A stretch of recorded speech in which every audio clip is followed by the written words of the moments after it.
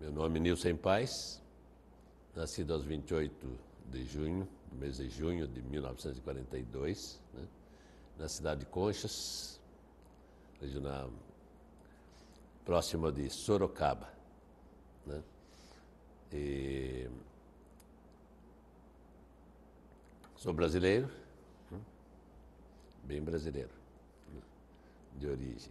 Bom, a minha infância é algo assim que não acontece com todas as crianças, né? Quando eu nasci, eu senti a ausência do pai, né? Mas encontrei a minha mãe e meus avós que cuidaram de mim, né? Então eu não tive nenhum hiato, o perguntar, e o pai? Certo? Então a minha infância foi assim, a paternidade passou para ser os avós, né? Que já eram adventistas e muito tempo. E com isto, vivemos no lar adventista, né? Numa zona rural, sítio. E ali nós recebíamos, então, comportores, né? De cada 6 meses ia um pastor que viajava muito longe para chegar ali, né? E mesmo assim, eu sentia, quem sabe, sem possibilidade nenhuma de um dia ser pastor, mas já gostava de, né, acompanhar os pastores nas visitas. Os nossos parentes moravam também em outros sítios, então a gente acompanhava esses pastores nas visitas, convidava as pessoas, né? Houve pastor que me inspirou bastante, mesmo assim, na minha mente ainda ninguém dizia você vai ser um pastor, como nós dizemos hoje para os nossos netos, né? O que você quer ser. Exatamente pelas condições do sítio, a gente queria ser, quem sabe, até continuar a ser um sitiante do que qualquer outra coisa. Então nós tivemos alguns pastores que inspiraram bastante o relacionamento deles e outros comportores. Então eu tenho uma inspiração, vamos dizer, para hoje ser um pastor, como pastores ainda de origem alemã, que via com o pastor Baranski, né? Era um comportor e tornou-se. E esse foi o primeiro pastor que eu tenho lembrança quando menino. Então depois, já avançando um pouco, tivemos o pastor José como um pastor, esqueci o nome dele assim, e pastor Zé Cardoso, depois pastor Duílio Parotti, foi exatamente na minha pré-adolescência, e quando me batizei então na cidade de Sorocaba, em 1955. Depois tivemos o pastor Ítalo Manzoli, né? Pastor Cláudio Belz. Esse pastor Cláudio Belz, então, marcou bastante porque ele e a esposa fizeram o funeral da minha mãe.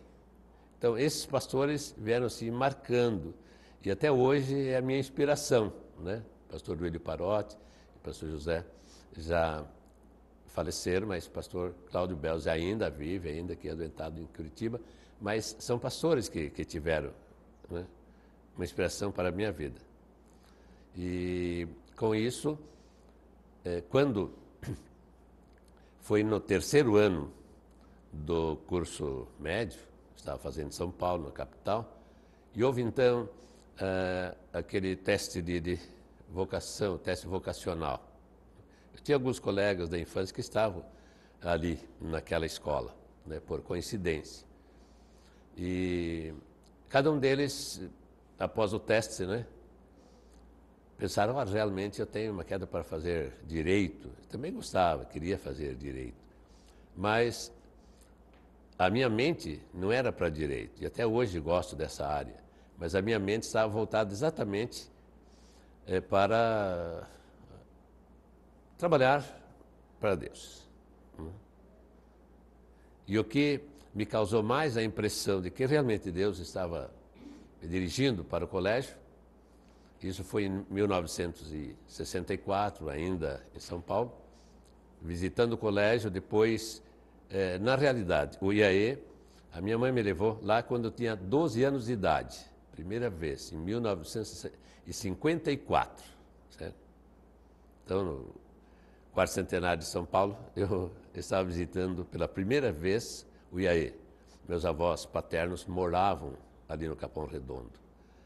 Mas mesmo assim não havia condições. Um ano depois minha mãe faleceu, então daí as esperanças parecem, né, de ir para aquele colégio diminuíram. Porém, em 64, né, 10 anos depois, agora eu estava lá trabalhando, então veio exatamente essa oportunidade. Mas eu trabalhava numa empresa, como todos que vêm fazer teologia, parece que tem um milagre assim. E no mês de janeiro, eu tinha que decidir ir para o colégio ou continuar trabalhando, né? E eu fui chamado então ao departamento pessoal, e eu era já amigo da gente, uma grande empresa, mas, né, a gente fazia já um ano trabalhando ali. Ele disse: Nilson, o nosso contingente de funcionários, quando chega no mês de janeiro, né, até março, nós fazemos uma reorganização do trabalho e muitas vezes, né, temos que dispensar alguns funcionários, né? E eles fazem aqueles elogios, a empresa fica à sua disposição, né, para futura reingresso, né, quem sabe lá para o mês de abril. Isso é muito comum nas empresas de São Paulo, né, a dispensa de alguns funcionários. E eu então abaixei a cabeça e não sabia o que eu estava fazendo. Eu estava agradecendo a Deus. Falou: você tem todos os seus direitos trabalhistas, né? E nós damos um pouco mais do que os seus direitos. E dentro de mim estava a gratidão. Falei: Senhor, agora então tenho condições financeiras para começar o meu estudo. E nisso, logo que recebi, fui para o colégio, paguei meu primeiro semestre, né? Dali, depois fui obreiro, ou antigamente era aluno industriário, né, por 2 anos. Então já no 3º e 4º ano, né, eu já estive mais por conta, fora do internato, né. Tudo isso marcou. E naquele tempo também não existia esse evangelismo de 3 meses que sai, né, com experiências. E em 1968, quando devia fazer o 4º ano de teologia, eu resolvi ir para o antigo ENA, que hoje é o IAN, né? Era ainda em Belém de Maria, né? Eu queria ter uma experiência fora de São Paulo, porque sabia de que quando me formasse, já não era dono do meu tempo, né? Quando casasse, piorou, né? Então eu estive morando na Bahia durante 4 meses, comportando e fazendo evangelismo. Então até hoje tem os resultados, né? E esse pastor Gustavo Pires, me inspirou bastante, né? Hoje nós somos leais amigos. Ele também já está aposentado e periodicamente, quando ele visita aqui os parentes dele, o filho, então a gente relaciona e lembra desses 4 meses que eu passei na Bahia. Então foi uma confirmação de que eu devia terminar teologia e não fazer qualquer outro curso. Hoje já passaram 40 anos, né? 5 anos de aposentado e continuo na ativa convidado, né? Ainda participo da ajuda assim aos recém-formados, que dizemos aspirantes ao ministério, né? E neste ano, é a 3ª semana que estou participando, né? Eu estive na igreja do bairro Santa Catarina, em Limeira, na Semana da Mordomia, Fidelidade.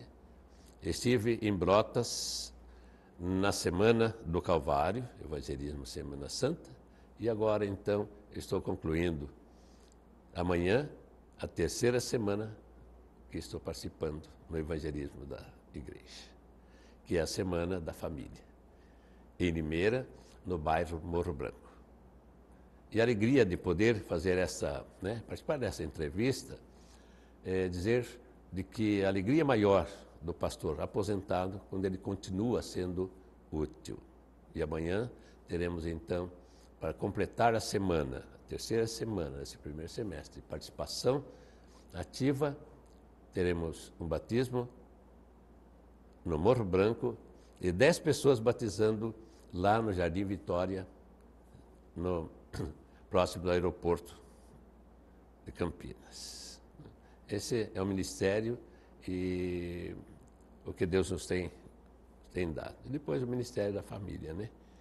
E a nossa gratidão pela minha família, né? Esposa Berenice e as nossas filhas Esther, Analice e os nossos netinhos Felipe, Eduardo e Ana Luísa. Então isso completa o meu ministério. E os genros, né? César e Sérgio. Pensar tenha sido assim, uma experiência que os pastores antes da ordenação não devem ter. Foi quando eu tive que fazer uma orientação, e não que sabe a bênção total, né, de um casamento. No Mato Grosso, lá era muito difícil a condução. E havia um casamento, um domingo à noite, e devia vir da missão, que era 340 quilômetros, né, e chegou o primeiro trem, o segundo trem, o ônibus e outro ônibus. Estradas ruins, e não chegou, os noivos estavam ali e não chegou o oficiante, né? Eu tive que pedir a Deus, Senhor, pelo menos nesse ato, consagra-me para isto, né? Então marcou a vida de como a gente resolve problemas, né? Buscando de Deus a orientação, né? Esse casal deve estar, né, até hoje. As experiências seguem para o primeiro batismo, ordenação, mas muito especial quando voltamos ao Ministério da Família, que é a vinda dos filhos, dos netos, né? E, consequentemente, antecedendo a vinda dos filhos, o casamento das filhas, dentro da igreja, do contexto, aquele momento que a gente normalmente é questionado. E como estão seus velhos? Estão batendo uns aos outros, né? Pela emoção exatamente de fazer isso. Depois a apresentação dos netos. Esta, quem sabe, seja para o pastor, né, o legado maior, que é o Ministério da Família, o Ministério Sacerdotal. Bom, eu gosto dos 1189 capítulos da Bíblia, né, dos 66 livros e dos milhares de versículos, né? Mas eu tenho um versículo que me marcou e este passou a ser o versículo, sabe, motor das minhas visitas, quando faço, irei com as pessoas, né? É o Salmo 103 até os 4 versos, né? Que diz, bendize a minha alma ao Senhor e tudo que em mim bendiga o seu santo nome. Então, consequentemente, o que Deus promete, podemos bendizê-lo. Eu tive muitos hinos favoritos, porém o hino favorito atual, né, que podia ir substituindo, é o 437, Vitória em Cristo.